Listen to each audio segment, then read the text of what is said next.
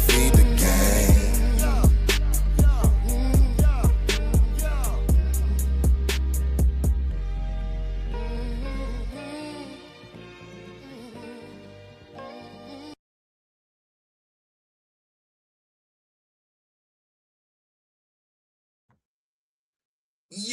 Yo, what's up, y'all?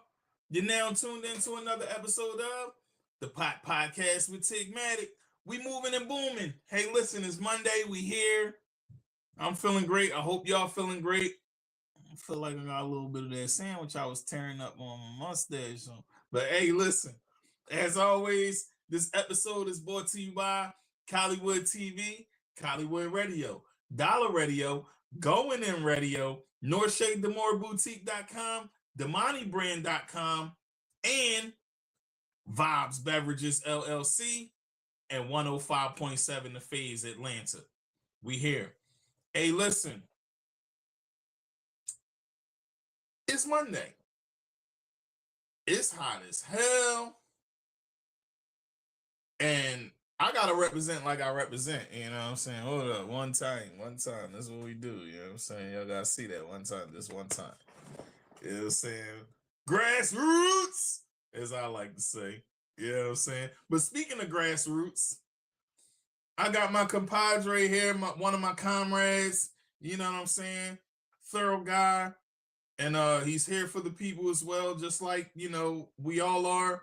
All in this organization, we care for the people, and he does it in a way where, listen, I call it very beyond exceptional. It's beyond exceptional. That's the only way I can put it, you know, because he's humble, he's straight to the point. He ain't playing no games out here when it comes to the good fight. You know what I'm saying? We're gonna talk about a lot of things today, but he is a one of one, second to none. And he here tonight with me. So without further ado, I give you my guy, Karl Ferrell, BLM Grassroots, Will County. What's poppin', my guy? What's the word, man? It's an honor and a privilege to be here, yeah? Hey, man, welcome back to the pot. We here, man. It's good to be back. Stir the pot. Yeah, stir the pot a bit, you know what I'm saying? We usually, you know, stirring the pot, we be talking that rap music and all that, but today we ain't on that. We gonna get it popping with you, my boy. For sure. So we got the solo dolo cam on you. You already know the vibes. Introduce yourself to the crowd like only you can, man. Man, you gave me a great introduction already, but I'm Karl Ferrell. I'm the executive director of Black Lives Matter Grassroots Will County chapter. I'm also a member of the leadership team for the Joliet chapter of Equity and Transformation. I'm here, man. I'm in the community. I'm for the people, and that's it. You know, that's what we do. Hey, welcome back, man. Hey, listen, y'all see he got his grassroots drip on too. Like, yeah, they see it. Yeah, we grassroots. We got the drip today. Like, you know what I'm saying? You know, y'all gotta understand this. You know, it's more than just the clothes. You know, rocking these clothes and all that though. It's way deeper than that. So, you know, although I'm smiling about that, that is something to smile about though, because we rep our cities hard. We represent this organization, and we do it in a positive way and in a good way. You know, so I'm going solo dolo cam back to you, man. So for those that didn't see you on the last episode, tell the people a bit about Will County and what you got going on right now. And then we're going to talk about the updates of things that you had going on as far as that case and things like that. So let's get into it. Man, so Will County. So I'm in Joliet. Joliet is in Will County. But Joliet is the third largest city in Illinois, man. We like 25 minutes southwest of Chicago. You know what I'm saying? So close enough that, like, you know, people want to do something on the weekends or in the evenings, you know, they shoot right to the city. We right there. It's the third largest city in the state. But it's also historically like crazy, right? Because it's had a established Black community since like 1852. But but it's also been, you know, a lot of oppression, a lot of systemic oppression out here. So much so that they got interwoven into the like the day-to-days. You know what I'm saying? It became normalized. So Yeah. this is a town that I moved to. I've been on and off out here since like 95. You know what I'm saying? And when I came out here, man, it was several thriving black communities. But it was also a lot of weapons formed against those communities. So one of the main things about Joliet is Statesville Correctional Facility, the Northern Receiving Center for all the prisons in Illinois is right outside. It's like 10 minutes outside of Joliet, right on the north, like on the northeast part of Joliet, right? It's Statesville's right there in a community called Crest Hill. Yeah. But what they did, man, for like from like 95 to I would say I think I saw the last one in like 2014, 2015. They would do these sweeps. They would do these multi-task force sweeps, and they would do them like 3 times a year.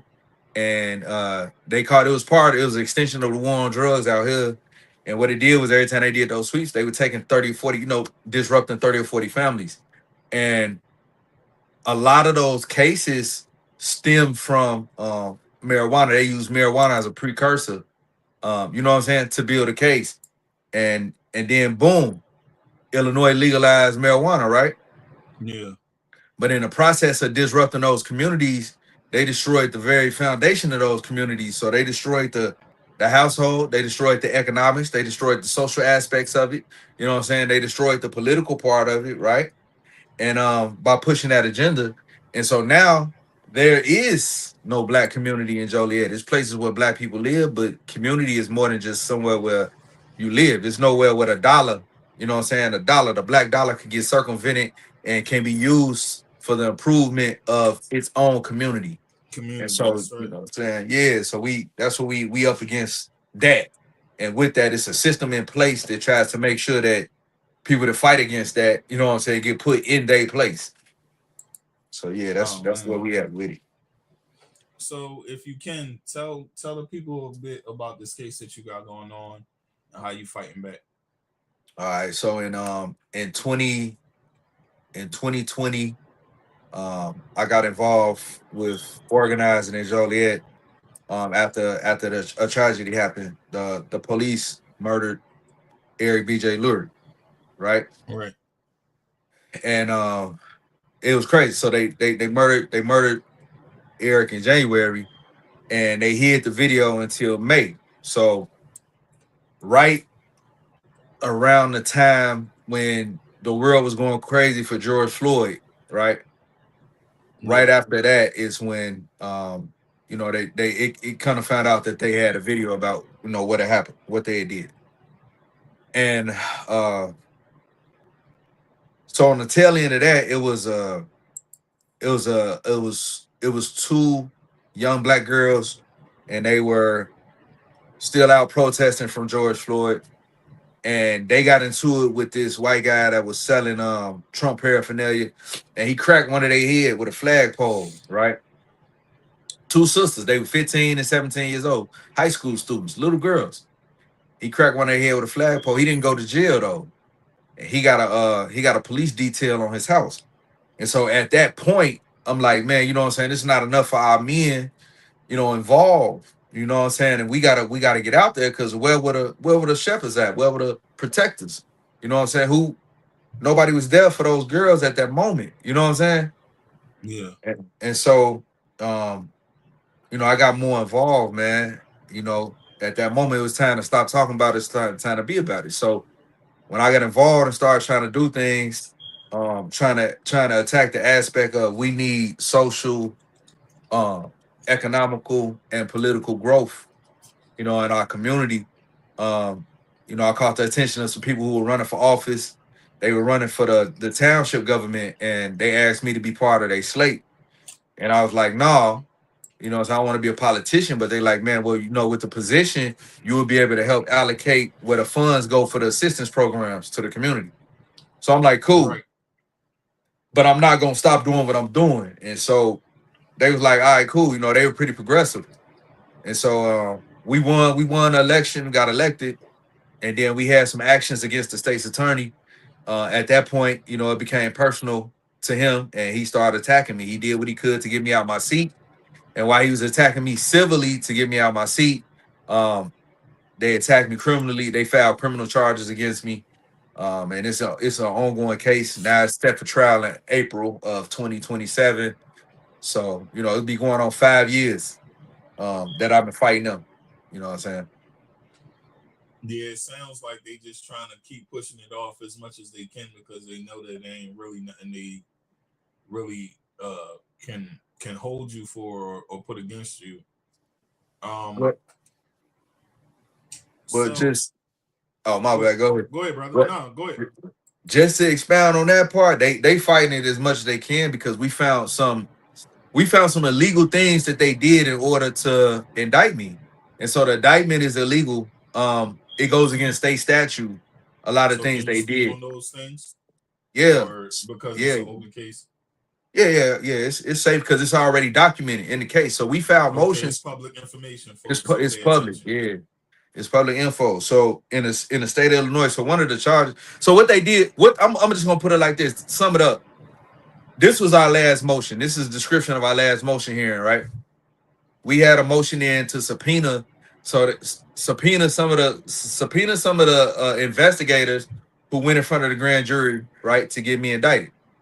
Yeah. And so the state filed a motion to quash our subpoenas, right? And so during their argument, they was like, "Well, Mr. Ferrell, he committed fraud on his statement of candidacy for the township, and since he committed fraud on his statement of candidacy from the township, then he must have committed other forms of fraud."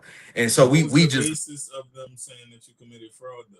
right. That's what I'm saying. It's no basis. So on the statement of candidacy, there is no question asking, "Have you had prior felony convictions?" Right? It's no statement on the statement of candidacy for the township, for the Joliet Township, to ask that. The only thing that was on the statement of candidacy was, "Can you fulfill your obligations as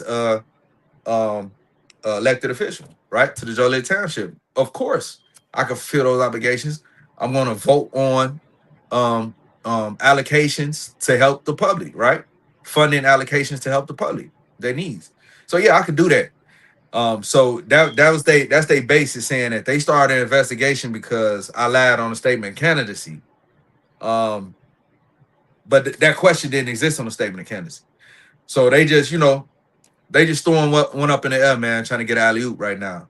And but they committed a crime. It's a Class B misdemeanor. So, if I win those motions, if I would have won those motions, then their supervisor who indicted me, he would have lost his job and he would have got charged with a Class B misdemeanor. So they fighting hard. Just like I'm fighting them, they gonna fight back. Yeah. Yeah, so that's what's going on with that. I think that when it comes to it's just like the other gentleman, and I can't remember this gentleman's name. He was going for a position, he won the position, and then they tried to take it away from him or dismantle his whole position once he had won. I can't remember the gentleman's name, but it was a story that went viral everywhere. But this seems like the same type situation all over again. Yeah, it was. You do everything right, you win, and then they try to find some type of formality to get you out of your seat because your skin is different than theirs. Right. And now you don't follow the status quo. You know what I mean? It's so much more. That seems to be the issue a lot going on when it comes to, us holding these positions. So let me ask you this, man, because I did a little, I do my homework, man. You already know how I get down. All right, yeah. So you're a supporter of the Safety Act and the elimination of cash bail. Yes. Break that down a bit for those that don't know about it. All right, so in Illinois, we no longer have cash bail. We don't have a cash bail system where, you know what I mean, if you got a bag, you can get out of jail, right? You can bail out. Now that might sound crazy, but it sounds crazy to a state of mind, because you got to understand that anything that's primarily based on money is gonna definitely be detrimental, more so to the black community, right? Yeah. And this is historically, right? So in our town, we got a situation where it's a teacher. Is this guy? He was a teacher. He beat his wife to death. White guy. He beat his wife to death in front of his kids. Right? Over 3 days. Not just right away. Over 3 days. He's beating on her for 3 days until she perished. Right? He bonded out. To this moment, he is still out on bond. Okay. I got a homie who he acting in self-defense. It was 3 guys trying to rob him. He was acting in self-defense. He shot all 3 of them. They all lived, right? Yeah. His bond was higher than that teacher's bond. You see what I'm saying? So that's a system, that's a broken system. That bond system was a broken system. And then what it caused more harm. Like say you had a mother who, you know what I'm saying, say she got laid off her job and she was struggling and she had a baby and her baby had needed diapers and she went to the store and she ain't had nobody reach out to him. Boom, she stole the diapers. She got caught stealing the diapers, right? It's terrible that she had to resort to that. You know what I'm saying? That she had to resort to, doing whatever she had to do to make it. But at the same time, if they give her a $500 bond, if she can't afford a $13 pack of diapers, she can't afford a $500 bond. And That's then her right. life, So she gets to sit. yeah, and her quality of life now is in jeopardy because now she might lose her child because she's in prison. You know what I'm saying? Or in jail. She might if she did have a job opportunity, she might lose that.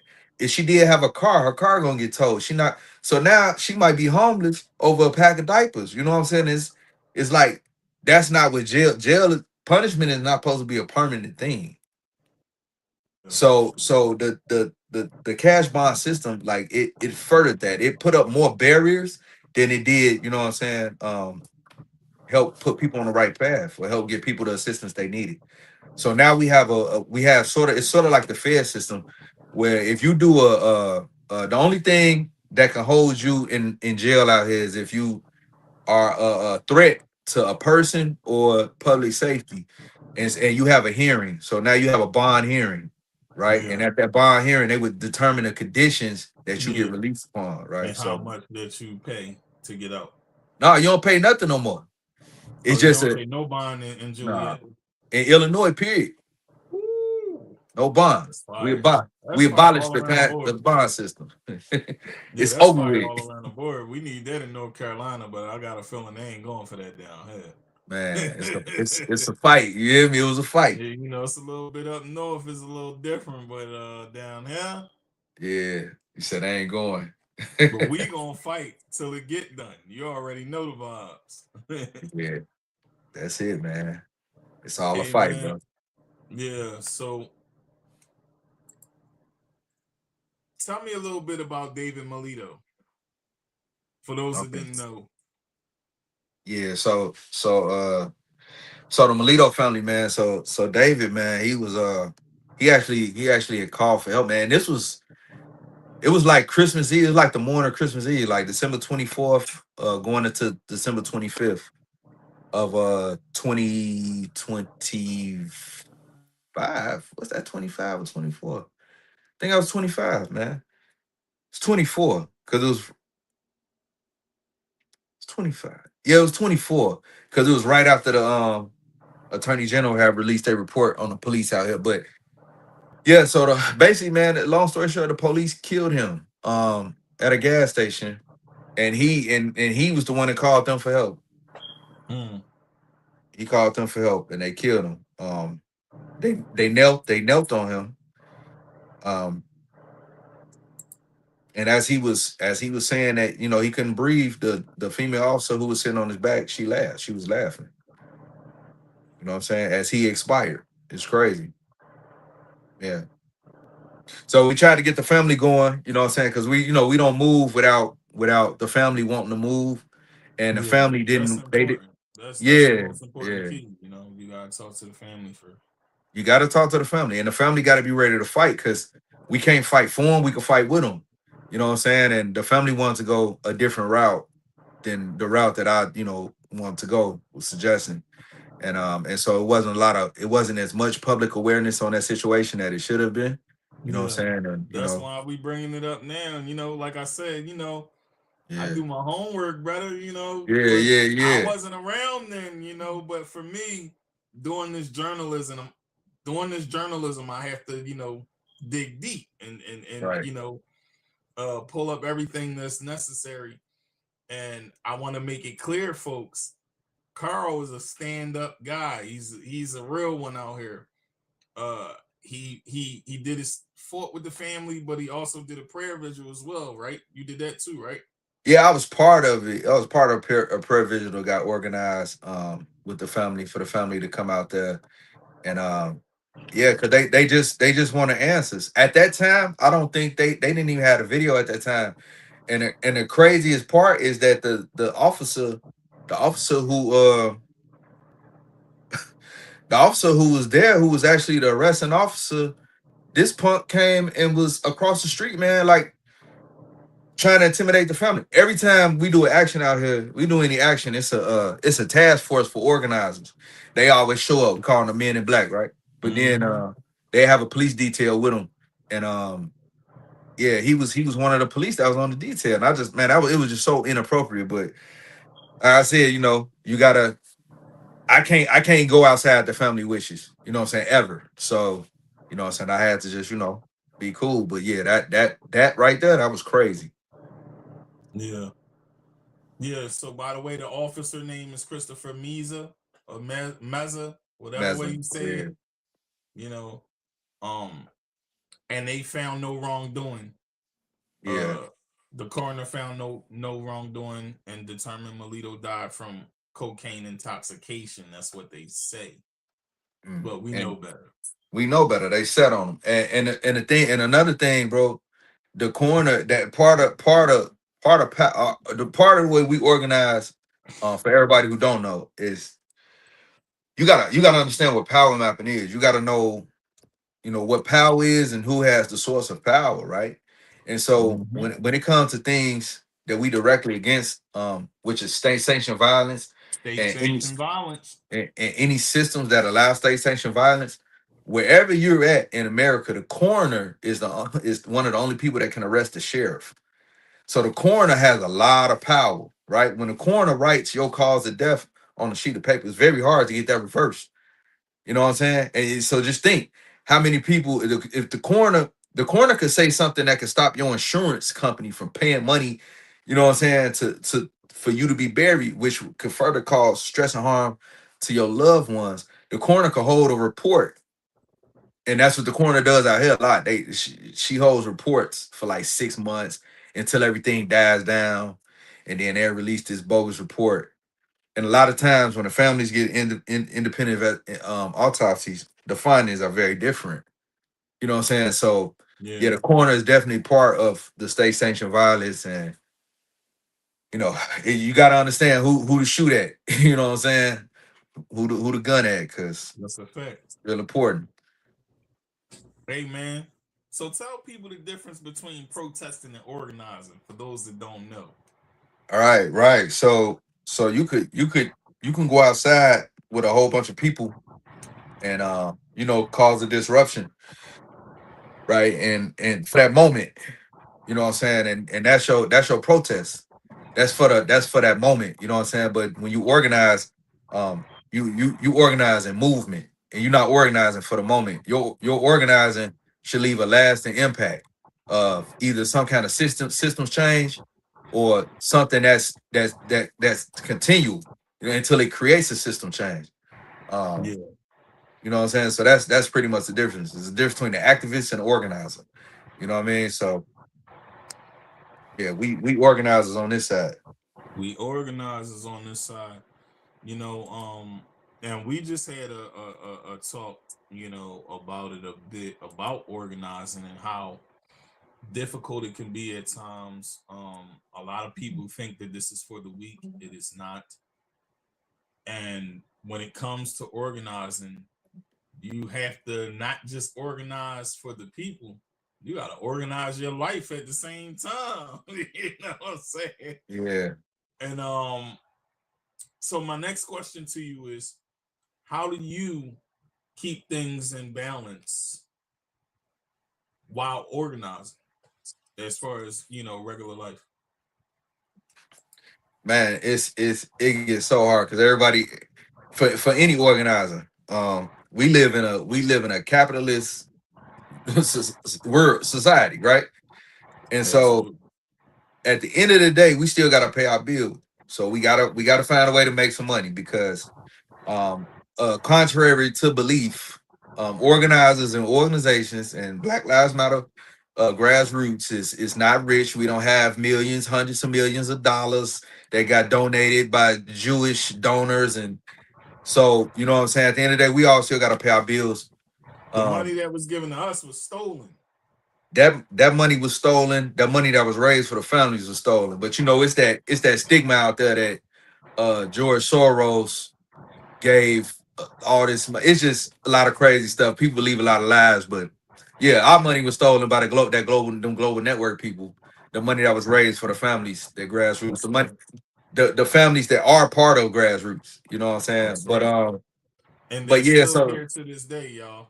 Y'all and they need to know that. still and they still collecting money in the name of Black Lives Matter. But but you gotta find that safe space where like what needs to be done, and especially if you got a team around you, then it's certain tasks that you're just gonna have to delegate, right? Yeah. But at times, you know what I'm saying, and that's part of like Black wellness. And I would suggest that like every organizer, regardless of your organization, that you make sure that y'all have something in it for Black wellness, where you take that time to decompress. Um, Yeah. because it's very stressful when you're dealing with, what I'm saying, real like people problems. You know what I'm saying? You dealing with that's stressful on top of every of your own problems that you got to deal with, whether it be health or bills or personal, you know what I'm saying? Anything. Um, I was just talking to this guy, he got an organization, man. And he been on the road for the whole month. He been on the road majority of the month. And when he came home Sunday, we had our back to school event um with Justice for Wise and Equity and Transformation. And they he was supposed me and him was supposed to chop it up about some things, and he didn't make it to the event, but it was because he been gone so long, he had to take that time to decompress and just spend it with his family. Yeah. So it's just scheduling time in for yourself. You gotta do that. Because if not, you know what I'm saying, you it can affect your well-being physically, mentally, Yeah. everything. You know what I'm Spiritually saying? too. Yeah. Yeah, I agree. I agree. And taking that time gives you a chance to reset and have the energy to do more fighting for the people. You know, that's the exactly. most key element of it all, right? Exactly. So, all right. So, what does BLM Will County look like today?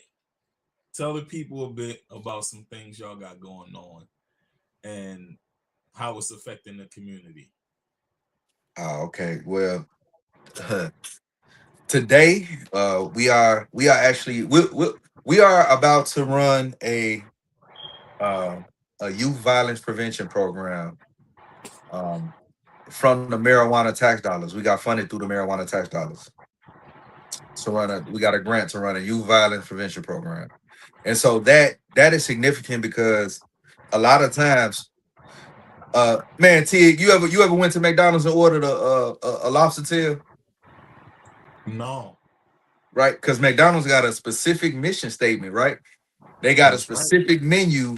They run a business a specific way, right? And so That's right. that's part of the stigma that's out there. People didn't understand. People used to my argument with people that look like me, or they argument with me would be like, why BLM not there for the youth violence? Why they not there to intervene? And I'm like, man, there's a lot of organizations that are there to intervene. They specific mission is community violence, right? Mm-hmm. But now we have an opportunity to step into that realm. You know what I'm saying? We got the funding to be able to step into that realm. And now the question is like, now what? You know what I'm saying? Because that stigma has to be removed. Once you see us successfully do this, and we able to continue to do this, then what's next? You know what I mean? What's the rhetoric going to be next? You know what I'm saying? So that's the goal, to kind of, we're gonna remove some of that stigma, and we're gonna help save some lives. You know. So can you like break down a bit of like some of the things that the programs have to offer for the youth? Because that's a very exciting thing to begin with. Because working with the young people is a blessing within itself. Because in today's time, you got to find young people that want to listen. Right. So when you have some that do want to listen, it feels great. So break that down a bit for me. You know, I'm intrigued to know a bit about what y'all got going on with that. Right. So so first and foremost with that is the violence intervention part, right? Which is that's the mediation part, you know what I'm saying? And that's trying to help resolve some of the issues that may be there. So, and sometimes that's just a conversation. Sometimes that's just a conversation and just getting an understanding. You know, and the way it's a little different, you know what I'm saying, when blood is already shed. But I mean, still, even sometimes it's just having an understanding, because a lot of the young kids, man, they don't understand. They don't really have a real concept on life and what life is and how valuable life is. You know what I'm saying? They might not necessarily have a great outlook on life. And so that's what we're going to provide. We're going to provide the financial literacy classes. You know what I'm saying? We're going to have the resources to be able to help them find, you know, career paths, try to find career paths. And, you know what I'm saying? We're going to have the mental health counseling to help because some of the youth definitely need the mental health counseling. That they need trauma treatment. And so, so encompassing all that, you know what I'm saying, that should help resolve, you know what I'm saying, some of the issues, and also help deter, you know what I'm saying, some of the issues of violence, some of the situations of violence that could occur. So yeah, that's fire. That's definitely fire within itself, because you know, having the counseling and everything is important, because if they're able to talk about the issues, then a lot of things can get solved easily. So that's what we want to see. You know, we want to see less violence out here and more young people coming together. You know what I'm saying? So let me ask you this.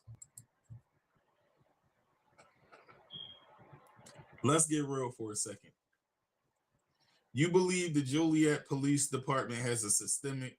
Do you feel like the Joliet Police Department has a systemic accountability problem? And if so, tell us why. you know what I'm gonna answer this question like this, because a lot of times, you know what I'm saying, people don't even believe what I say, right? I'm a radical. We had the Attorney General of Illinois, the highest prosecuting force in the state, right? Conduct an investigation for 3 years. And from that investigation, in their paper, in their report, they specifically, in those words, said that the Joliet police have a problem with accountability, and they act with prejudice towards Black and brown citizens. They act with prejudice towards Black women. You know what I'm saying? They specifically stated this, right? So it's on paper. So if you don't believe me, read the report. We was passing a report out for the last 2 years. But read the report if you don't believe me. You know what I'm saying? But yes, I believe you. yeah, the JPD has a serious issue. They have a culture that's ingrained in them, where they even go so far as to attack Black officers. It's Black officers that they have put cases on. You know what I'm saying? So yeah, so going against their own within the same system, and it's all because of, you know, our race. Yeah, they got a crazy system out here. Yeah, it's crazy. That's definitely crazy work. So how do you? Oh, go ahead. They are the I believe now they are the third highest paid police department in the state, right? And so it's never good when you have like that. Classism gets involved with that. Like, so if you have people who are making, you know, because some of those officers, they at six figures. Some of them start, you know, 70, 80,000. They get their own personal vehicle. You know what I'm saying? They saving a lot of money. They ain't got to pay for gas. Like, but when you got somebody who's making, you know what I'm saying, almost six figures at the time, entry level, right? And they coming in and they policing communities where the median household income might be $20,000, you know, annually. Yeah, It's gonna be a misunderstanding there. They already gonna look at it like, man, why they doing that? You know what I'm saying? They're not gonna understand a need because all they got is wants. So they ain't gonna understand a need. You know what I'm saying? The needs create situations. So yeah, man, it's a lot. It's not enough. It's not enough. You know, I'm an abolitionist. I don't believe in the police anyway. But it's not enough of people who are rooted in the community that are on the police force out here. And then when it is people that's from the community that do become police officers out here, a lot of times, frequently, they have experienced problems. Frequently, you know what I'm saying? So I can believe it. I can believe it. At one point in time, I did know an officer who's pretty much not biased towards our own. I'm gonna just throw it out there, you know, because sometimes when black cops become, you know, when they become police, black people, when they become police, they become the oppressor as well. We gotta keep it real. oh yeah, most definitely. Yeah, a lot of them do.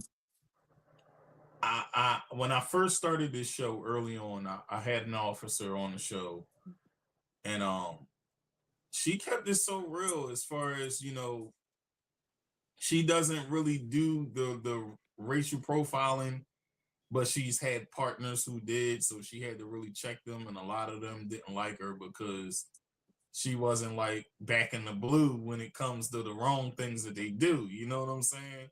Right. And my question to you is this, because we know it's more bad apples than good in the police, you know, with the police, right? Mm-hmm. I don't trust police at all. But I'm gonna say this. How do we determine how to develop issues or relationships with police in the community when there are police officers that want to help create change in our communities? Man, that's a very, very hard question. That's the hardest question of the night. Man, you know, I look at it like this, man. When we was in California, and we saw that community patrol, right? That's the most beautiful thing that I saw. We was on. Yeah, you know what I'm saying? Because it was like those were people from the community that patrol the community. They helped lower the crime rates in the community because they were there. You see what I'm saying? I don't out of all these years that it's been police force, nothing has ever gotten better from them being there. So it's clear that it's either one or two things. Either they system just doesn't, it's just not work, it just doesn't work, right? Or it's working exactly how it's supposed to work and make it look like it's always more of them needed. You know what I'm saying? So I can't really determine a great way to say, you know, or even a solution to that question, because at the end of the day, you know what I'm saying, the officer who might be the nice officer who might know the kids and he might stop another officer from doing something, you know what I'm saying, at some point he can't stop everything. He's not gonna be there around the clock, and he gonna get blackballed sooner or later. That's a fact. You know what I'm saying? So tear that system apart from the inside completely, first. Yeah. You know what I'm saying? And we gotta have more of the community policing that we saw in Africa Town. You know what I'm saying? We gotta have that, because that was a beautiful thing. I suggested that it was some people out here. We were talking about that. You know, we had a couple meetings about that. It's with some like-minded orgs, you know, but it's just getting it going. But yeah, that was a beautiful thing. That's how you keep your community safe, because you know what I'm saying, who got us? We got us. We got us. Nobody else gonna be able to come in and help us. You know what I'm saying? We gotta help us, and we gotta understand that. But to answer your question, that's my answer to it. I believe that's I believe that that's an impossible in a way. It's a temporary solution. You might find a good cop that you know what I'm saying is he has the right state of mind, but it's gonna be a temporary solution because his state of mind is not gonna be the other 15 people that he's staying in roll call with state of mind. You know what I'm Yeah. saying? So he'll be one of the few, and yeah, he might be cool. He might stop some stuff from happening for the moment, but ultimately, we need for us, you know what I'm saying, to take control of our communities, and you know what I'm That's saying, the get the biggest understanding thing. with our people. Yeah, I couldn't agree more, man. Because when we take control of our community, we make sure that we're safe, like you said, and I agree with you there. One of the biggest issues that I think we need to start taking control of is the community, and giving it the love and nourishment it deserves, so that when it comes time to police ourselves, we can have an understanding where people ain't fighting against each other. right. That's one of the core elements that we're going to need in order for that to happen. You know what I'm saying? Um, I think that when it comes to police, though, specifically, when it comes to police specifically, uh, they have a quota. They have a quota. You know what I'm saying? So, as an officer, and this is something that I know, they take the pledge with the Fraternal Order of Police. They have objectives that they have to accomplish every single day, right? So Right. part of that is them booking a certain amount of people. And I really believe, I can't prove this, but I really believe that they give them a certain amount of black people to lock up every day. Like, this is how I feel. Like, if it's not true, I feel like it's true. You know what I'm saying? I feel that in my soul, bro. I gotta just say Yeah. that. It feels like, they pick on us more than any other race, and it's because it's the slave catchers mindset that they've been having since the beginning of time, since they've been doing what they've been doing. No, Um, exactly. That's because that's where it stemmed from. yeah, That's where that's it stemmed exactly from. where it So stems yeah, from. So, um, my next question to you is this. I gotta go off camera for 1 second. Go ahead, go ahead. As long as you can still hear the question, you good, bro. Yeah, I All can hear right. you. What would your ideal civilian oversight board look like? Okay, so look, this because we were actually trying to that was one of my first campaigns as an organizer.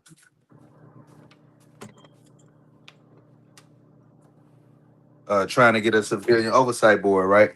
I And know. so right, so ultimately what it would look like would be us. It would be the community being able to. He's trying to get the audio right. Can you hear me? Trying to get that charger on deck.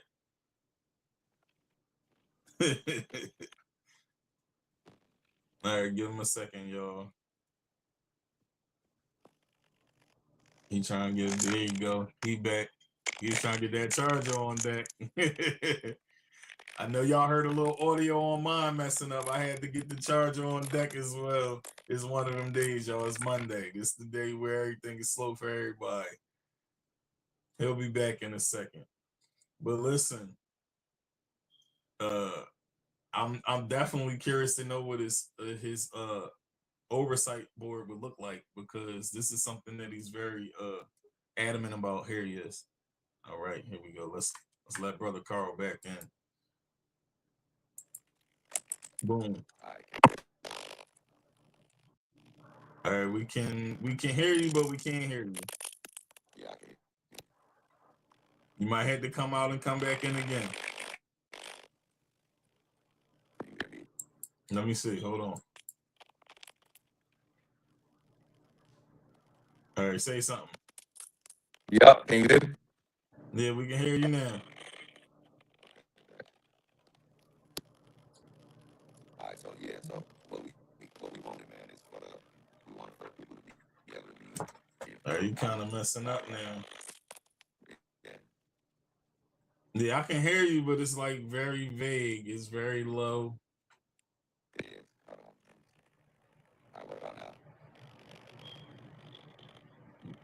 You might have to come all the way out and come all the way back in.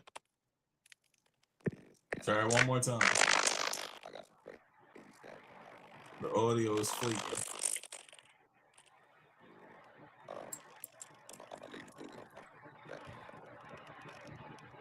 I can hear you, but I can't hear you. I don't know if the people can hear you. Matter of fact, on Instagram, folks, if y'all can hear Karl, let me know if y'all can hear him right now.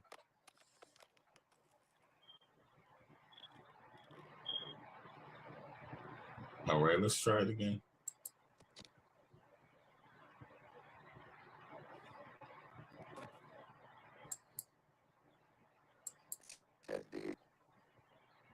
Yeah, it's still like you breaking up.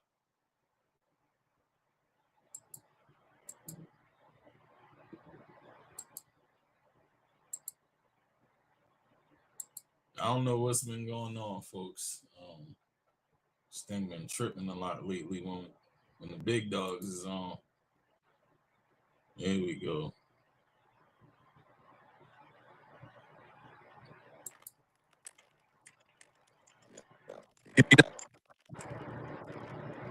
All right, hold on. Let's remove this one first. Okay. Say something now. Right. Can you hear me now? Yeah, perfect. All right, man. Sorry about that.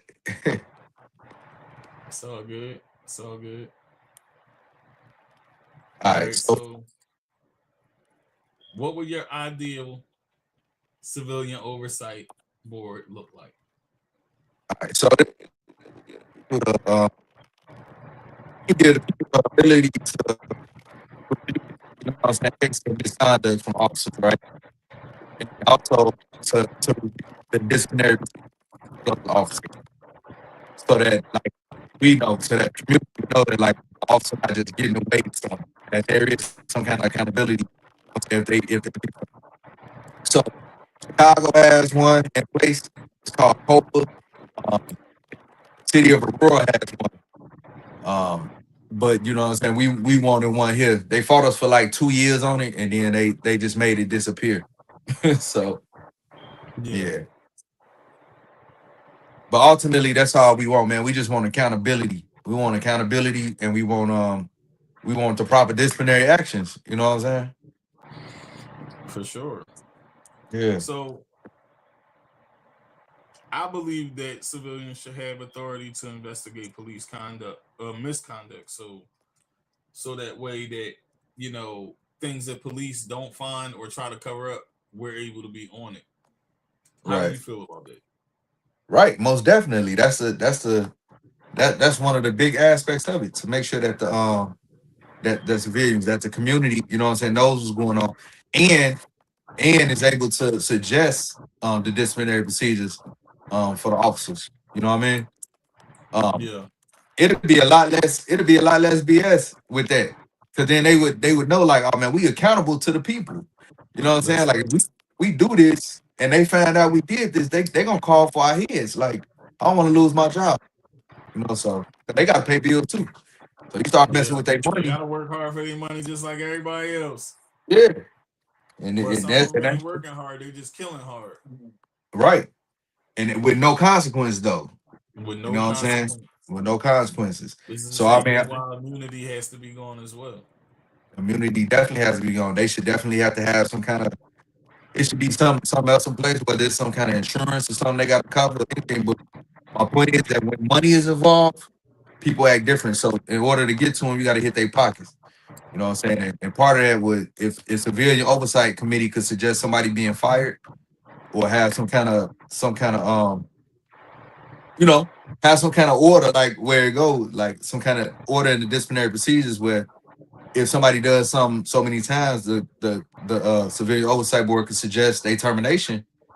It'll be a lot of people that want to act right. It'll be a lot more officers that want to act right. So I couldn't agree more, man. Listen, the more they are accountable, the more they can do the time for the crime, just like anybody else. right. They're not above the law, but they think they are, and they should be held accountable. Exactly.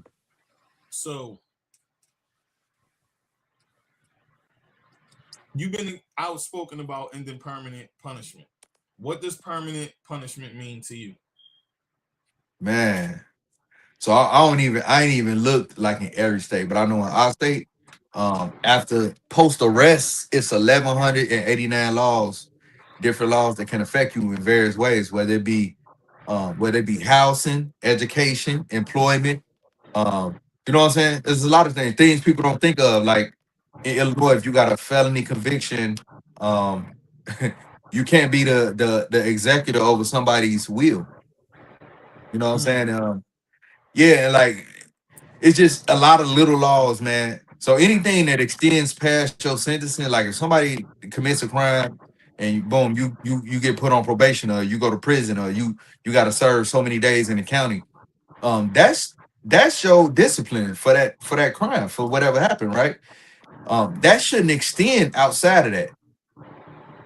So anything that extends past your actual sentencing is a permanent punishment. If you have a barrier for housing because you have something on your background, that's a permanent punishment. So in order for us to be citizens, if we have constitutional rights, in order for us to be a full citizen of the United States, you got to have all your constitutional rights. And so if you lose your constitutional rights, you technically you're not a real citizen of the United States. That's You know what I'm saying, true. sir? So like until we remove those barriers, then it's two different kind of citizenships in this country, and we got to get rid of that for everybody to be on the same playing field. That's how you make it equitable. Yeah. So Yeah, how do you feel about education right now in the state of Illinois? man, I feel like it could be like way better. I feel like it could be way better. I honestly feel like if somebody has the means and the time, then they should homeschool their children. And I say that because it's not enough. It's not enough of the things to make society grow socially being taught in the schools. The Black History part is watered down. The history of the country is kind of watered down. If you don't know who you are, you know what I'm saying? If you don't know where you come from, you don't know who you are.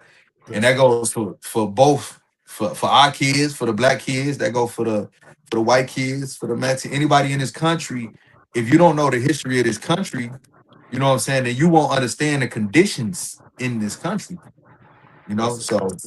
yeah, Yeah, yeah. that's a The fact. schools, the I agree school with system be you better. 1,000% on that. My kids are homeschooled, so Oh, that's real. I'm definitely, yeah. You know, I agree with that 1,000%. Especially when my kids they went to the public school and they was just sending them with the packet, like, and it's like they only told us a little bit, but they ain't really go in depth. And I'm like, what? Right. Like, what They type tell of them to figure teaching it is out. that? Like, Teach yourself. Figure right? it out. Figure it out. And it's like, nah, that's not the way the education system should be. Um, I think it should be more control for teachers. If the teachers want to really teach, it should be more control as well because the school system designs whatever it is that their curriculum is and what they Yep. learn. So like what you said, they're not teaching everything. They're not teaching about economics. They're only teaching the small parts of it, like the power, the dollar, quarters, the small parts of it, but they're not teaching you how to, really what stocks are and things like that, or trade or anything like that, or credit. Man, That's a but lot of the stuff that they don't teach you in school, man, but, but they should. but look, Tiggs, check it out. I'm a I'm in the trade. I'm a contractor. So I've been doing trade work for a long time. So man, about 6-7 years ago, man, I was working on a lot of these schools in northern Illinois, right? And Yeah. that's where the money at, man. Like you go north, like toward like Round Lake Beach, like close to Wisconsin. It's a lot of Hmm. suburbs, really really affluent suburbs up there, and they school systems are like way different. You know what I'm saying? Than any school that I ever went to, attended, or the schools that I see. You know what I'm saying? In the community, because they were doing that. They science and they math programs were like way far beyond most of the public schools. You know what I'm saying? Where you see a lot of black and brown kids, and they had things like living ecosystems on walls. They had math curriculums that were you know what I'm saying, different, where they taught kids how to trade stocks. Before they graduated school, they were actively trading stocks.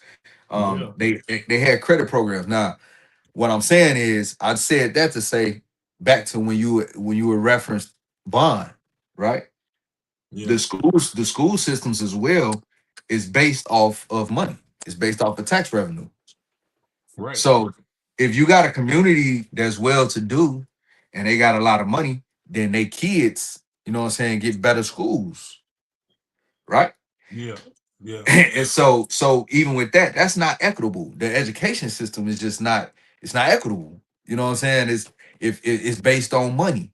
So, you know, so because a kid grow up somewhere where, you know what I'm saying, they grew up impoverished for whatever reason, their education is not going to be the same. And that's not cool. You know what I'm saying? That creates, classism. That creates a lot of the issues that, we deal with and we see in society. So until we find a way to resolve like those kind of issues, we're always gonna have a lot of problems. Yeah. I agree. Yeah, man. So with everything that you face and facing and go through on a daily basis, man, how has it affected? Matter of fact, before we get to that question, it's actually the 1 hour mark, and I just got alerted. We're gonna take a break. We're gonna play 2 videos, and we're gonna come right back. I'm sitting here with Karl Ferrell. Listen, this is an OG right here. Grassroots OG right here. You know what I'm saying? And we gonna come back and we gonna chop it up some more. We gonna talk mental health. But we be right back, y'all. Keep it locked in. Tuned in, turned on, but not checked out? Then Vibes is the answer. That's right. The smooth flow and energy drink that gives you all the know-how to party. That's right. 3 different flavors that gives you focus, energy boost, and a chill mode. The official sponsor of the podcast with Tigmatic. Vibes.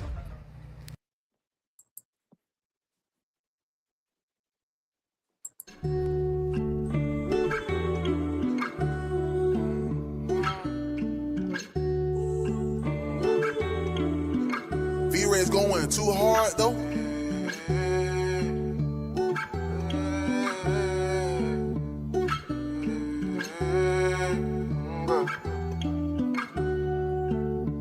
Don't cry, dry your eyes, just wait.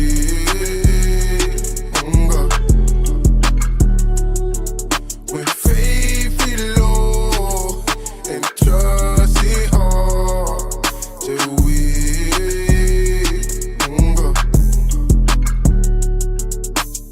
It's like I prayed and I prayed and I praise some more. It's like the desires of my heart won't on your mind no more. Drowned in the water, couldn't find you, no car, see a boat. Know why you ignoring me, yeah. Seen people blessed with my request, like now you gotta be teasing. Telling myself it's in due season, like I'm really believing. My blessing came once I realized delayed for a reason. You not hear me, yeah.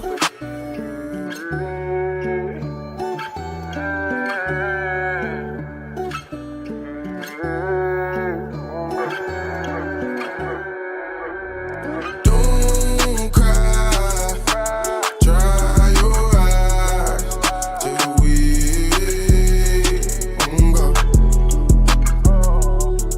When faith is low and trust is hard, just wait.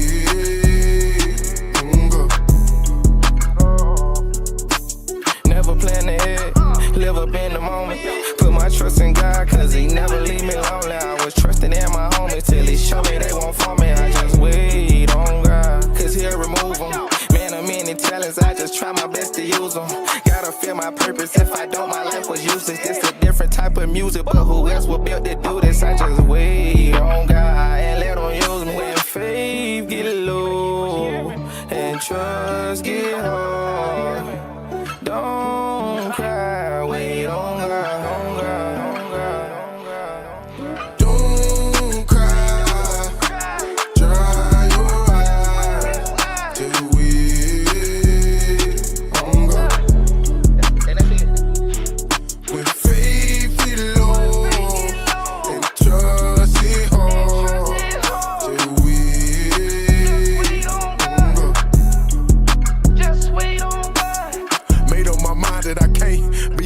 his will. That I'ma do nothing but trust him despite how I feel. When your emotions don't change your confession, it's real. You gotta keep your face strong. That's the simplest I know. Guard what you look at and what you let between your ears. God good, his showers of comfort outweigh all your stress. It's true, I had to share this good news to all my peers. Your timing, not his timing, and the spirit I heard him say. If he didn't do it, no, it's not because it couldn't be done. You just weren't mature enough to handle it.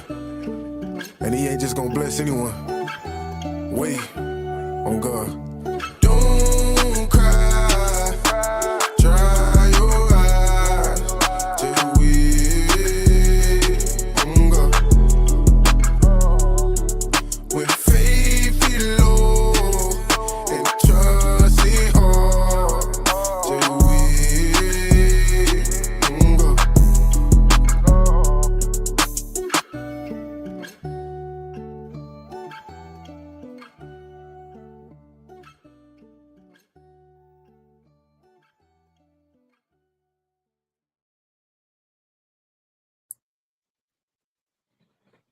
All right, y'all. We back. Sitting here with the OG. Listen, we breaking down this grassroots activism here. Gratitude. Karl. Yo. So tell the people. This is a question that I was gonna ask before we got off.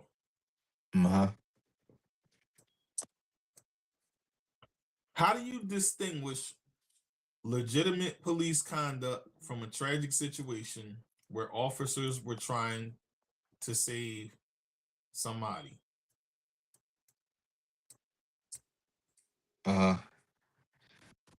So,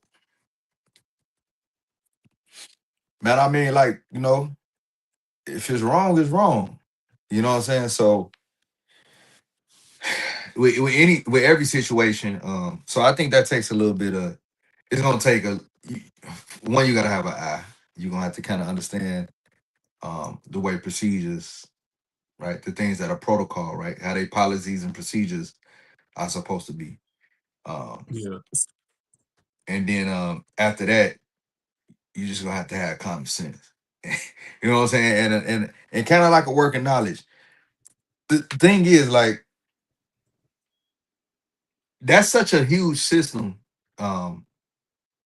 Most people believe media sources, right? Yeah. Right. So most people believe media sources. So in most cities and in most towns, the media is going to be kind of impartial to police activity. They are going to criminalize and demonize, you know what I'm saying, people of color, and they are going to be forgiving, you know what I'm saying, to police officers, right? Yeah. And that's in most cities. So I'm saying that because that's a huge part of it, right? So if that's the mindset of like most people to believe the media source, even though they might not even personally know the people, you know what I'm saying, who's writing these articles, they don't know nothing about their morals, they don't know them at all, right? From a can of paint, they don't know them, but they believe them and they trust what they say. You got to know how to distinguish and something that just common sense where you might be like, man, something might not have been right about that. Yeah. You know what I'm saying? If it's not something that's blatant, like some things are blatant that we see, right? Because it's other forms of media. Social media exists, so now everybody just go laugh with everything. But you see some pretty blatant stuff that you know is wrong. Jacob Blake, you knew that was just wrong. It was no way to question that. It's That was nothing they could. beyond wrong. Yeah, they couldn't hide it. They couldn't say. They couldn't try to create a narrative, a false narrative, and put it out to the public. You know what I'm saying? Because argue with it. The things that aren't as blatant. You know what I'm saying? It's for like what Markel like full swat. The thing Hold on, you're breaking up again. You're breaking up again. All right, let's try you it hear? again. I can hear you, but you're breaking up again. Man, that's crazy. Man, listen, I really feel as if, and I gotta say this, I really feel as if every time all of us start talking about the things grassroots is the only time the system act like this, because I literally just had an episode before you. I had none of these issues. And I think I'm ready to change systems. Once I'm done downloading all of my episodes, I'm going to a different service. Because it seems as if they looking at us, you already know they look at us as we're the radicals, And if that's how y'all look at us, then so be it. Because we're gonna keep talking this talk, we're gonna fight this fight, and we're gonna walk this walk. So no matter how much y'all try to block what's being said, it's still gonna get heard. Straight like that. My bad, bro. I had to let the Philly come out real quick. Nah, that's all good. You hear me now? Huh? I'm still going in and out. I'm still in and out. Yeah, it's clearing up though. Yeah. 5 seconds. Yeah. You might have to come back out and hold on. Let me do it. Say something now. What about now? I'm good. Yeah, you good. All right. So yeah, man, it just take people understand like what you gotta have that eye for that. You know what I'm saying? And that's almost like it's down there like being an expert. Like, so, you know what I'm saying? When you're organizer, you're gonna get trained, you go through trainings to know what to look for. You know what I'm saying? And like I was saying, like it's the things that are hidden, like but Markel was fighting the first time I met him, he was explaining about the Goon Squad in Mississippi. Yeah. You know what I'm saying? And how, he helped those boys fight for that. But that's something that would have been hidden. You see what I'm saying? And the way that it was put out to right. And so that's what you gotta have for that. And what the tell was what, because of course you may get some cases where somebody, you know what I'm saying, just go crazy and they want suicide by cop or something like that. But you got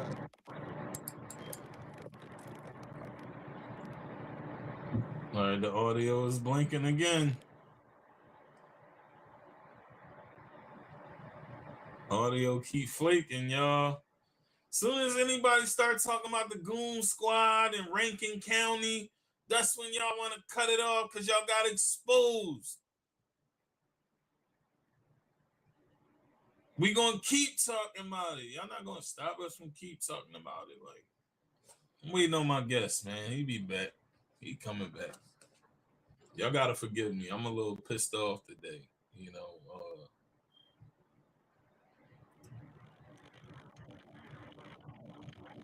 Yo, I really feel like every time they start talking about the Goon Squad case, they keep trying to chop it up. Yeah.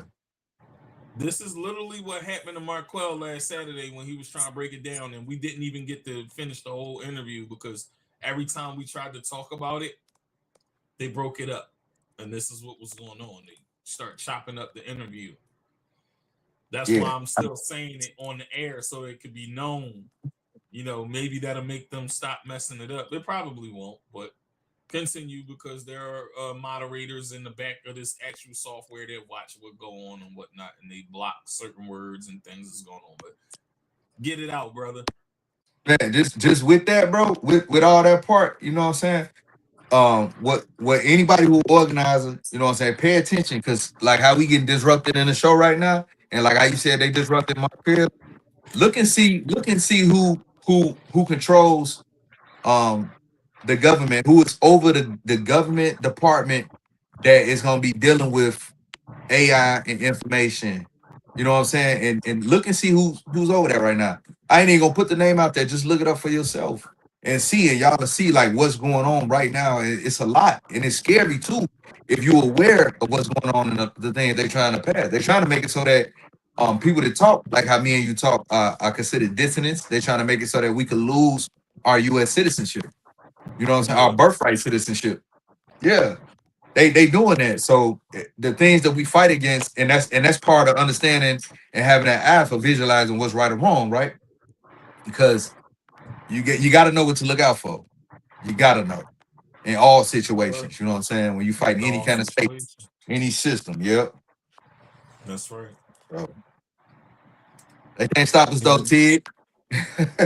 Listen, that's why I said they ain't gonna stop the show, you know what I'm saying? Because this is something that, not just something that I'm passionate about and something that I live and breathe, but it's also the simple fact that, when it comes to exposing this or passing the information off to those that may be watching that never even decided to hear any of this, right? Here they come trying to chop it up and break it up so it's not spread to the people the way it should be. But like I said, they're not going to stop this show. We're going to keep finding a way through, and we're going to keep breaking through, because that's what we do. We Black Lives Matter grassroots.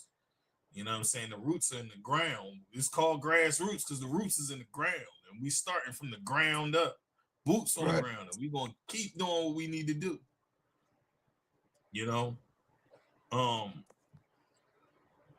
Listen, man, I think that when it comes to these things going on, we gotta expose it, right? So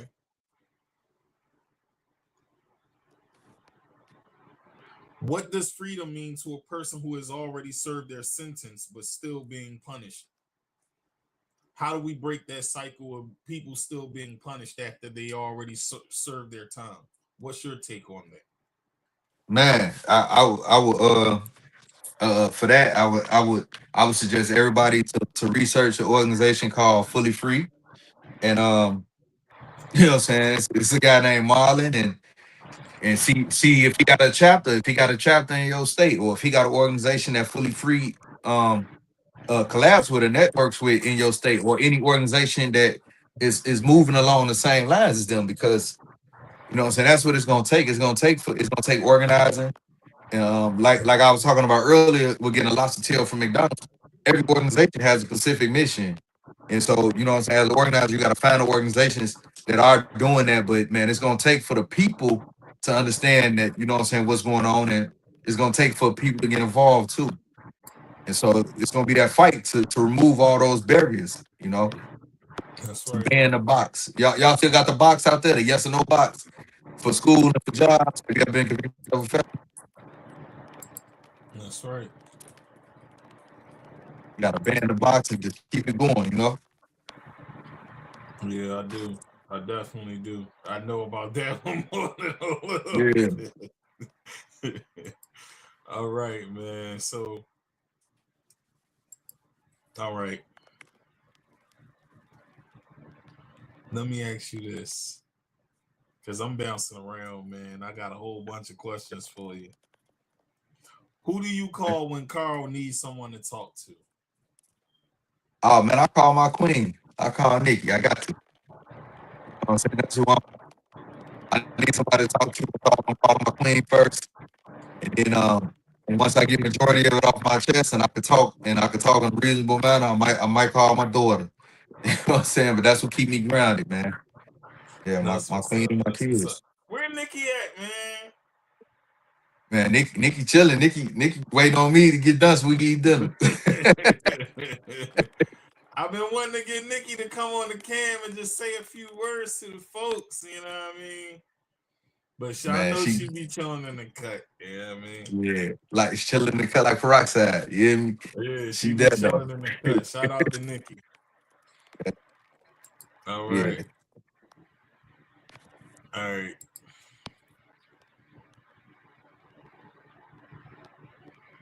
Has activism ever caused personal problems in your relationships? Not just your woman or nothing like that, just people, period. Yeah, man. It interfered with my money. Yes, it has caused problems. It has caused problems financially. It has caused problems socially. You know what I'm saying? It's caused a lot of problems. There's a lot of misunderstandings. It's a lot of people that follow the status quo. But yeah, people get mad at you for fighting for what's morally right, man. A lot of times, a lot of people just feel like it's unnecessary. Remember, you know the quote very accepting.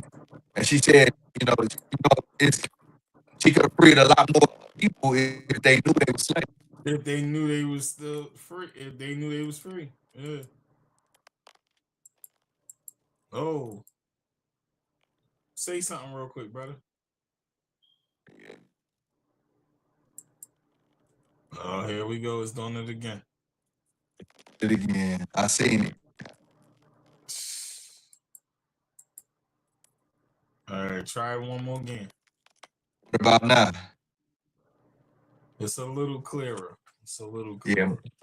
My microphone just started going crazy out of nowhere. It just popped up on the top of the screen, like a loud microphone, like 3 times. Like somebody just tapped Yeah. into it. Wow, man. Yeah, it's But yeah, crazy work. I told you, like, it's like the moderators of the software is like, you know, to them they consider what we do political, but it's not political, you know. But this is our free right. You know, we have free speech to say what it is that we want to say, but they want right. to, you know, censor what we say. But we can't be censored, and the revolution is being televised. They used to say it won't be, but it's being televised, and there ain't nothing they can do about it. Yeah, right. You know, but they used to say it won't be, but if you look around, it's been being televised. You know, stay up, stay sharp, pay attention, and stay dangerous, folks. Got to. Karl is the prime example of staying dangerous. Don't get caught snoozing. Don't get caught. Stay aware, man. That's a fact. Yeah. You know, I say that because, you know, I keep saying stand up because he be standing up and he fighting against these oppressors. That's why I'm saying it, because he's still standing. No matter what they throw at him, he's still standing. So let's talk about that a little bit more, man. How do you go through every day fighting against this opposition, knowing that, you know, people hate you and they don't even know you? Man, bro, a lot of prayer, a lot of staying grounded, a lot of time, like right now, with Black August and the things that we practicing doing Black August, just being able to have the discipline to, you know what I'm saying, just make myself stay grounded, you know, Yeah, because it's not easy. It's not easy, man. We gotta after they went public and said they awarded us the grant, man, we got threats from the KKK and, you know what I'm saying, all kind of stuff, man. So it's not easy, but you just got to stay grounded. You can't be emotional. You got to be more logical. You know, that's right. So being more logical, right? Give 3 tips to activists that are just getting into this space. I did this last time you was on, but I'm probably gonna do it every time that you come on because you're so knowledgeable, and I appreciate the advice that you give to the folks. So give 3 tips for someone just getting in this space. I ain't new in the space no more. You know what I'm saying? I got my 1 year in there. But for someone just getting in this space, give them 3 tips that are very important to organizing. all right. One, be open to learning, right? You got to be open to learning. You got to pace yourself because you're not gonna be able to fight every fight. Um, and then you gotta learn how to strategize and balance. You know what I'm saying? Oh, and I'll give you the best tip. The best tip of the month. You gotta know how to fast, study, train, and then fight. In that order. You know what I'm saying? The fasting is the discipline. The discipline that you're gonna have to give to yourself, right? So it don't gotta be food, but just fasting, right? Then studying. You gotta know what you're fighting for and how to fight it, right? And Yeah, then the training part, you know what I'm saying, which is putting what you study into practice. You know what I'm saying? You gotta train for this, right? You gotta get ready. You gotta stay ready. Cause if you stay ready, you ain't gotta get ready. And then fight. Because after you done all that, then you always ready. You should always be ready to, you know what I'm saying, take on a fight because they gonna come. You gonna see them come. And when you see something that happens and you know it's an injustice, you got to be ready to jump on it. You know what I'm That's saying? right. With your training. So yeah. But stay grounded though. Stay grounded and pace yourself. That's right. Yeah. So for Black August, for those that don't know what Black August is, I know what it is. And it began in California prisons in the 70s, right? Mm-hmm. So for those that don't know, break down your perception of Black August and what it is and what it means to you. And then I'll do the same. Okay. Well, for me, man, it's a reset, man. Most of the year is over with, and this is the time of the year where like people will start getting tired because if you making any kind of journey at some point, you're gonna get weary. You know what I'm saying? So this is the time of year where you take a step back and you don't do as much celebrating, but you do more intense inner, like just like inner discipline to get yourself ready for the rest of the battle, to get yourself ready to make it through the rest of the year. And so you need to fuel yourself up, you know what I'm saying, with as much information, with as much power, you know what I'm saying, with as much spirits as you can from the ancestor. You That's just right. need to fill yourself up with that so you can make it through the rest of the year. So you can keep going.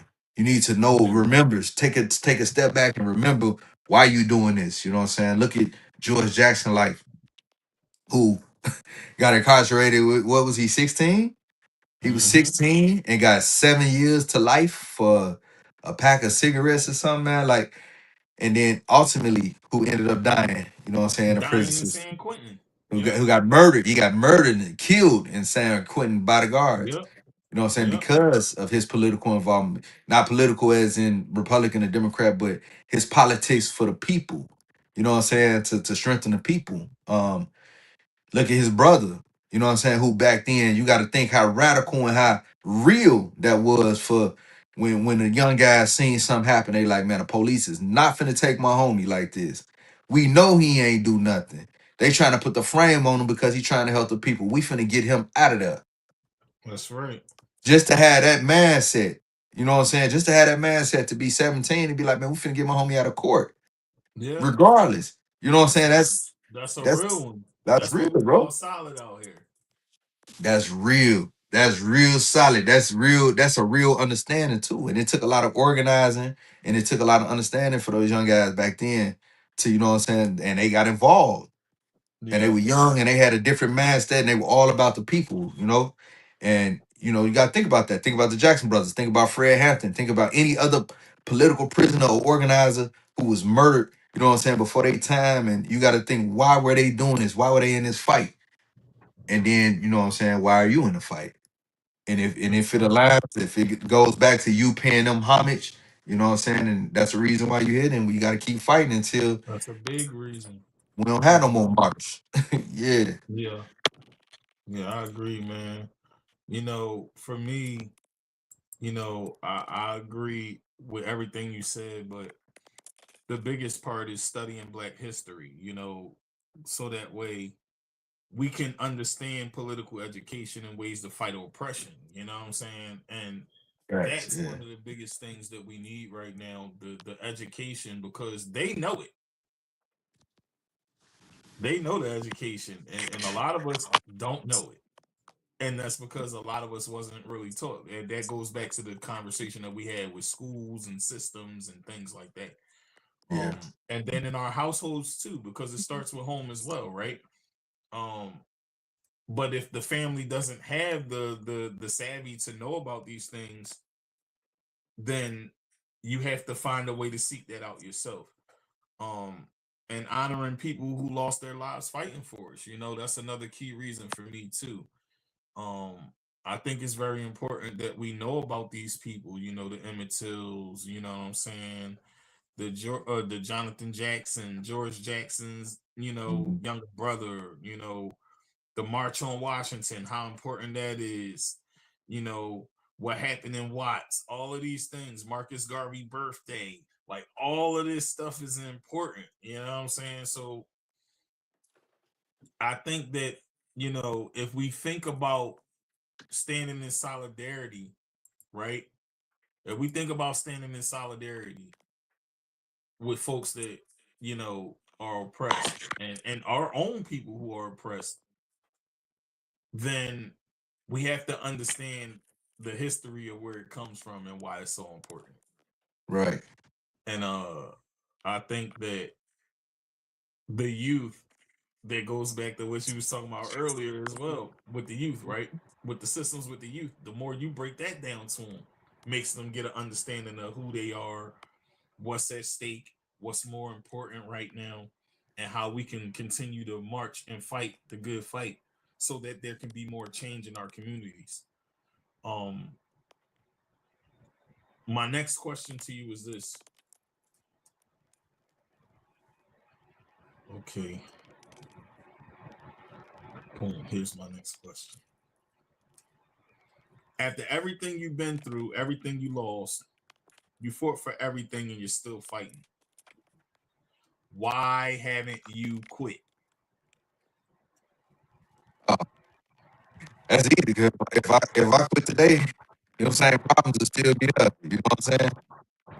And just because if I quit and they still gonna affect my loved ones, they still gonna affect my kids. I don't want my sons growing up with the same issues that I had, you know. Yeah, so I mean, you know, just want to change for the better. Yeah. I really feel like I couldn't quit because even if like ignorance is bliss, but I know what's going on, so I can't sleep with that. You know? Yeah. It is bliss. Yeah. So what's your definition of redemption? Oh man. For me, redemption would be on a small scale or a lot. I mean, something reasonable. Some reasonable redemption would be if the officers in those 178 instances in the AG report out here were criminally charged for their excessive force or for their abuse of power. If the state's attorney office out here was criminally charged for their abuse of power, if the coroner, you know what I'm saying, was found wrong for doing what she was doing and hiding information, they got people's deaths misclassified, and you know what I'm saying. I would like for those families to get justice. I would like for justice to prevail. That would be redemption. Real justice, not systemic, not the systemic justice that comes, you know what I'm saying, from a system that's based on slave catchers, but real justice What I though. said earlier. Yeah. So that'd be redemption for me, you know. Yeah, I feel you on that because that whole mindset and that whole system is the reason why so many communities are torn apart, so many families are torn apart. Yeah. And these systems, because they're systemic, it's gonna pass on for generations unless people like us fight to break that. Right. Right. And so how can you stop? You know what I'm saying? How can you just go on vacation and be like, I'm not doing it no more? That's You hard. gotta keep going. That's a hard, And that yeah. goes back to the conversation we was having off the air. Like we might have stuff we gotta do, but we still got the Keep fight to going. fight, you know. So even though, you know, it's a lot, it's worth it because I feel like it's worth it because the people are more important than myself. Servitude is what God put us all here for anyway in the first place. You know what I'm saying? That's one of the biggest things that I've learned about God and what we were all designed to do. Serve the people, not serve ourselves. Facts. What better way to do that than this fight right here? Speaking for those who can't speak for themselves. Right. You feel me? And that's so deep on so many levels, bro. That's It's so deep. real though, you Yeah, know, and that's what, you know, I think that if people had an understanding of that more, a lot of this stuff that go on wouldn't be going on. But it's the fact that uh we were lied to about so many things that we don't even know who we are in some sense, that the fact that we don't know who we are plays a big part in why we do the things we do.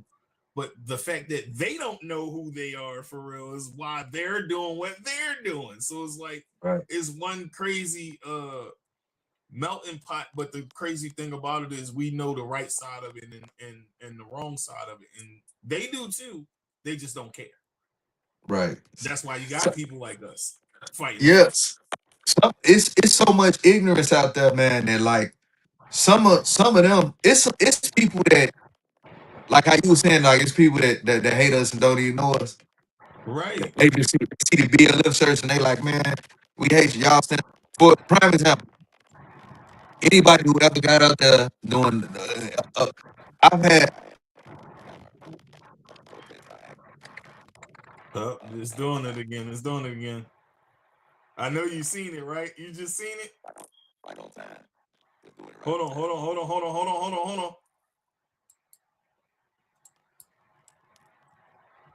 All right, go ahead. All right, can you hear me? Yeah. Yeah, man. We had people counter our actions, man, and actions where we were having action because it was a loss of life or something, right? And we had people come stand across the street talking about, man, well, white lives matter. We like, what? Or all lives matter. And what? Or blue lives matter.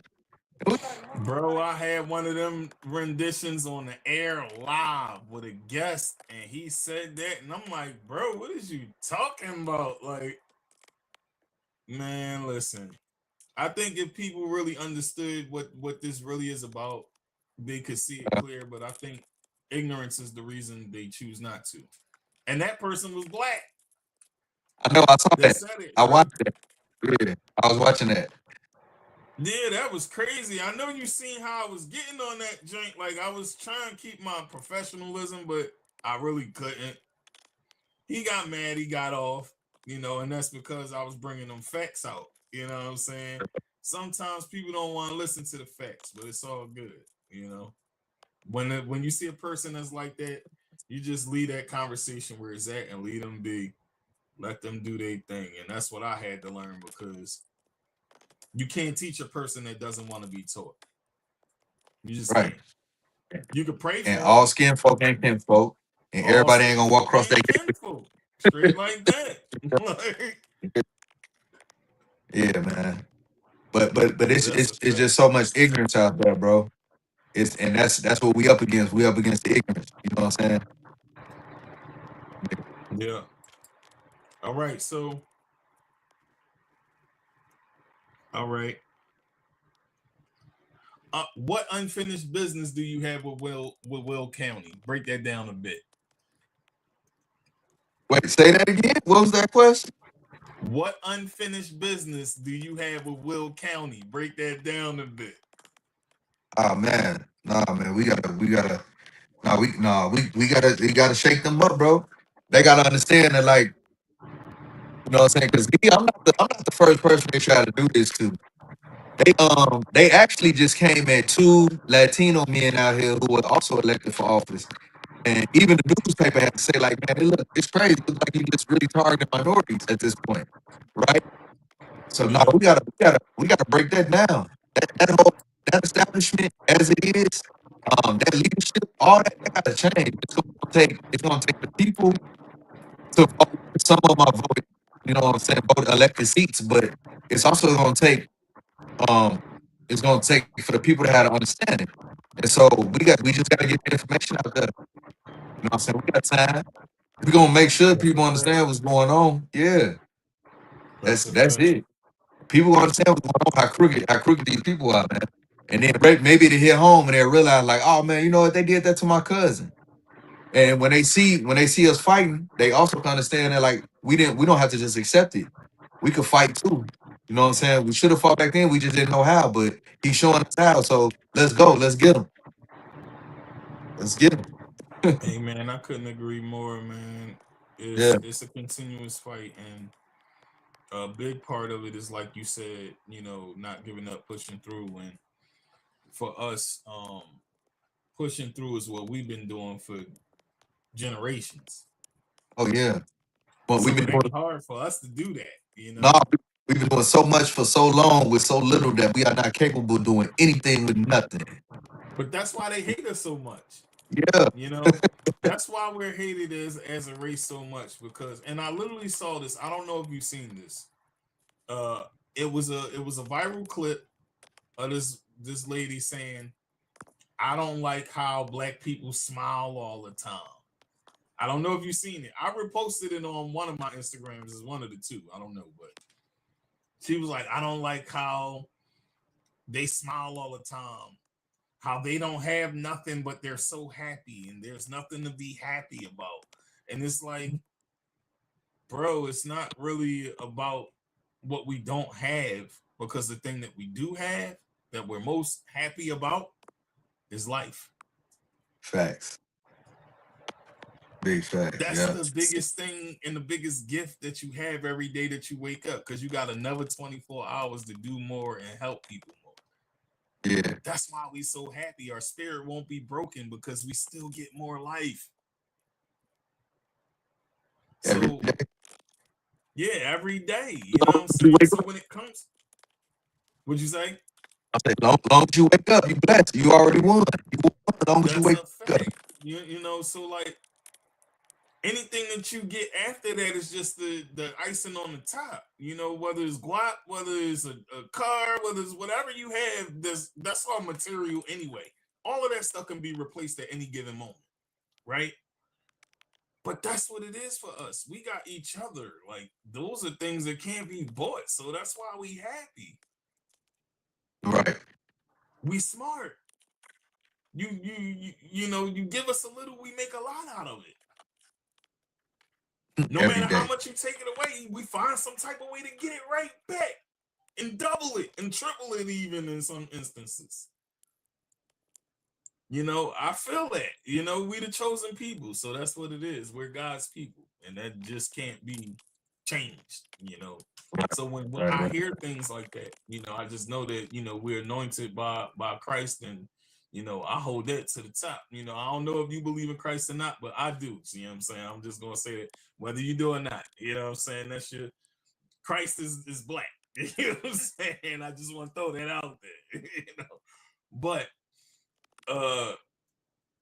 you know, that's why we're so happy. We're so happy because we can't be broken, and our spirits won't be broken. You know, no matter how far we've come, we still won't be broken, and we still won't stop fighting for what's right.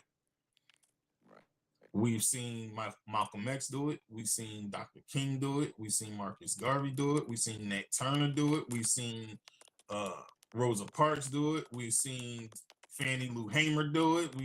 We had so many examples of people whose spirits won't be broke. Yeah. And that's why we gotta keep doing it. You know what I'm saying? We got the example. We the next generation, you know. So here's my last, and no, I got time for about 3 more questions. So I'm gonna ask this next question. I was rambling a bit, my bad, brother. But No, it's all good, bro. I'm taking in the knowledge. You know, for me, I understand that this fight that we fight, it's a spiritual fight. Mm-hmm. So when we say what side are we on, my people, what side are we on? We on the freedom side. It's a deeper meaning behind that. You know what I'm saying? So that's why I say that, you know. And it's an understanding that I've come to understand since I woke up, bro. I snapped up out of the matrix because I was in the matrix in the loop doing the wrong things. You know what I'm saying? So here's my next question. What are you fighting for today? Man, I'm fighting for liberation, bro. I'm fighting for equity. I'm fighting for freedom. I'm fighting for justice. I'm fighting for the future. You know what I'm saying? I'm fighting for the future, man. So that things won't continue in the same way. So we can alter the path. That's you know? right. Yeah. Fighting for all that. Yeah. You're one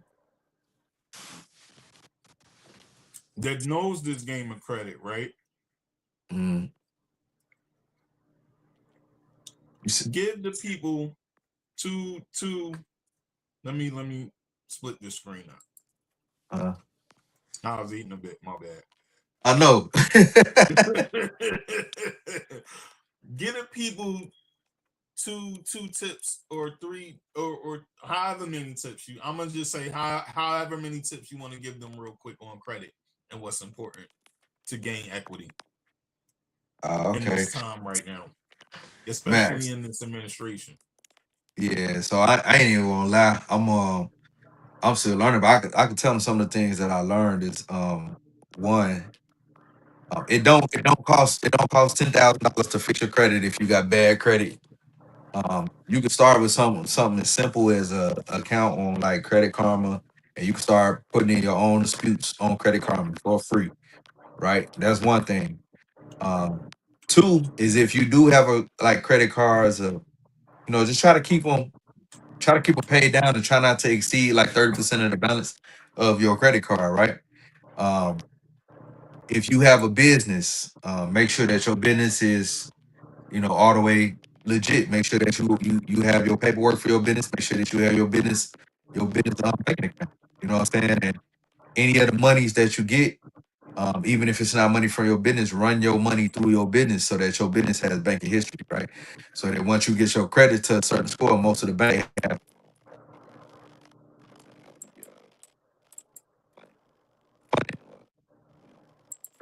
This thing keep messing with the mic, man. Say that again, brother. It start messing with the mic again.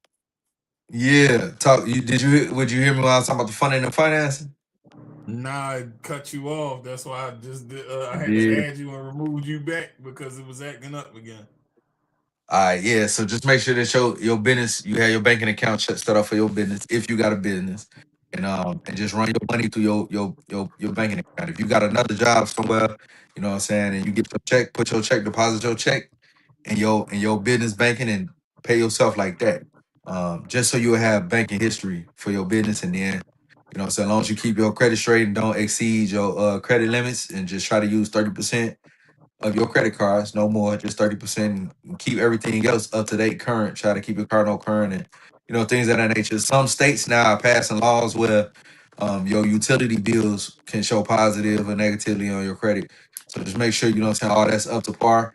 And then man, if you can keep yourself around the 650 with or above, 650 lower, but with money generated through your bank account, you should be able to some kind of financing or funding to help grow your business. You know what I'm saying? Yeah. Yeah. Hey, man. One last and final question, bro. All right.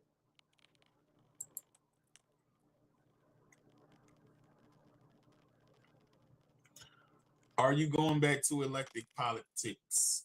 And if so, why? Man, it did the microphone thing. You said what you say about the politics? I said, are you going back into elected politics? And if so, why? Hell no. Nah, man. You know what? I Nah. mean, I feel like God gave you a purpose, and I think they just trying to sabotage it for real. But I think that if you was to get back in there and do what you needed to do, you could be a force to be reckoned with, man, because that's why they did everything they did, because Yeah, they seen that you was about to be out here shaking it up. And that's the problem in these small little towns like that. They don't want things to change. That's what that's really about, bro. man. You know that? I was looking back, bro. And I was looking at like 2022, right? You know what I'm saying, when they was in the process of trying to remove me from office. And I was looking, I was talking to Nikki about this. I'm like, man, you realize within like 30 days, um, man, we did so much. We had went down to the state capitol. We had did some lobbying. We had like I think 2, 3 buses. You know what I'm saying? The people with us, with equity and transformation. We went down there, and then we had a clemency hearing. I had a clemency hearing, and then we had like several actions, like all within like 30 days. Like, man, we was shaking it up. You know what I'm saying? At that time, it was Shaking it really, up. really busy, right? But I also, you know what I'm saying, your first mind, everything happened for a reason, right? But my first mind was like when they asked me to run with them the first time, I was like, nah, I don't want to get involved in politics like that. And I actually think that, yeah, it happened for a reason, you know what I'm saying? But and what that reason is, I don't know yet. But I do believe that I could probably still move more people, you know what I'm saying, just by continuing to build this chapter of the org, you know what I'm saying, and playing my part in the community, building the community up. I think I would end up like actually being able to directly affect and assist more people like that than if I took my energy and had to try to fundraise to, run for politics. Um, because that still it limits you, you know what I'm saying? It's gonna limit you. It's gonna limit your ability to create change in a way. You know what I'm saying? Because to get a Yeah, vote, you still gotta appeal. You gotta appeal to people that might not necessarily like your theory. You know what I'm saying? To get a vote. I don't really have the time to appeal to nobody. I don't wanna be appealing. I just wanna be morally right. And yeah, sometimes liberation is not appealing. You know what I'm saying? yeah. You gonna It's piss not. people off. So yeah, unless they like, man, hey man, you could be the president. Like, I don't want it. I'm cool, you know what I'm saying? I'm gonna build the org, man. We gonna take this grassroots thing. It's already international, you know what I'm saying? And we gonna just continue to build this until it needs to be a grassroots in every city.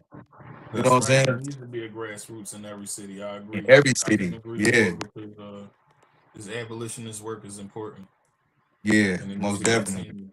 Um, and we the next generation, but we gonna get old too. So that means somebody got to pick the pieces up after us. You know what I'm saying? So Yeah. I'm already trying to that's find somebody to pick important. them So up. that's why each one teach one is important. My knee is already hurting one, bro. I'm getting up there. Yo, you and me both, bro. I was sitting on a little mini couch in my bedroom. I got up, my whole knee said. I felt like Arnold Schwarzenegger in Terminator Genesis. Old but not Right, obsolete. right. Man, I'm telling you. Yeah, man. Last and final question, bro. If it's one thing life has taught you, what is that and why? Man, that anything that can happen will happen. And that's you know what I'm saying, that's that they call that Murphy's Law, but that's what life showed me. And it's good and bad. Anything that can happen, it will happen, man. It's a possibility for it to happen. Like, so that's whether you accomplishing everything that you want to accomplish, or that's you letting the most negative, the most negative spirits in that could just destroy everything you're trying to build. You know what I'm Mm-hmm. saying? You can't take nothing for granted. Um, and you just got to keep moving forward. You got to be consistent and you got to be diligent. Uh, yeah, that's in a to sum it up. That's what life has taught me. Yeah, so nothing Hey lasts man, forever, bro. I Yeah, think that's thorough, first of all. And I want to say thank you once again for coming and dropping gems as always, even though the moderators try to break us up. yeah, They ain't stop the info from getting out. Cause like I'm determined, no matter how hard they try, to get the info out. right, Tell the people where they can reach you. man. Y'all could hit me on Facebook and Karl Ferrell is my name on the screen. Since Karl with a K and Ferrell Ferrell. On Instagram, Mr. Ferrell 24. The number 24 at the end after Mr. Farrell. And then also on Instagram, Mr. you can find Farrell me 2 Mr. Farrell 24. You can find me on at BLM Will County Grassroots. BLM Hey Will County man, on Instagram. Yep. you already know the vibes. Stay on. I'm about to close it out, and we're gonna chop it up a little bit. For sure, brother. All right. I appreciate you having me on. Hey, man, all day, you already know. Yeah. All right. Folks, I hope y'all enjoyed this episode today. I apologize for the audio, the moderators on this thing. I'm definitely going to be sending back some complaints and stuff like that because this is like the third time this has happened. Every time I have a grassroots comrade on, this is the only time it happens. So please forgive me for the choppiness, but I will be getting it fixed. So please be patient with me as I go through that. Once again, it's your boy Tigmatic, Collywood TV, Collywood Radio, Dollar Radio, Going In Radio, 105.7 The Phase Atlanta, TheMoneyBrand.com, North Shade Demore Boutique, and Vibes Beverages. I'm going to play that commercial one more time before we end it, and then I'm going to just, send y'all on your way, and then me and Karl going to chop it up. You know what I'm saying? But Vibes Beverages, they're here. Yeah, this is a great beverage for y'all, for those that want to be socially a part of the party. But you don't get down like that. It's alcohol free, and it gives you that energy boost without all the the muckiness and everything that come with it from when you is drinking alcohol. So this is a great energy drink for you, supplemental as well, and it gives you focus, chill mode, and it boosts your morale. So get you that vibes. You know what I'm saying? Official sponsor of the podcast. They got 4 flavors. They got Glow Getter right here. This right here is the energy. You know what I'm saying? And then they got Hot Tropic. I said 4, it's 3, my bad. Chill, this is the chill. Hot Tropic, which is my favorite. So, get with it. You know what I'm saying? Vibes Beverages, All right. Once again, it's your boy Tig. We out here and we moving and booming. I ain't even going to play the commercial. Y'all see it again. Peace. What's up, y'all? Tune into the Pop Podcast with Tig Radio. For the Pop Podcast with your boy Tigmatic interview. Pop Podcast, stirring the pot. So tune into the Pop Podcast with Tigmatic on Collywood TV. Tune in to the Pop Podcast, my boy Tigmatic. And Going In Radio. You might get some good music and some knowledge.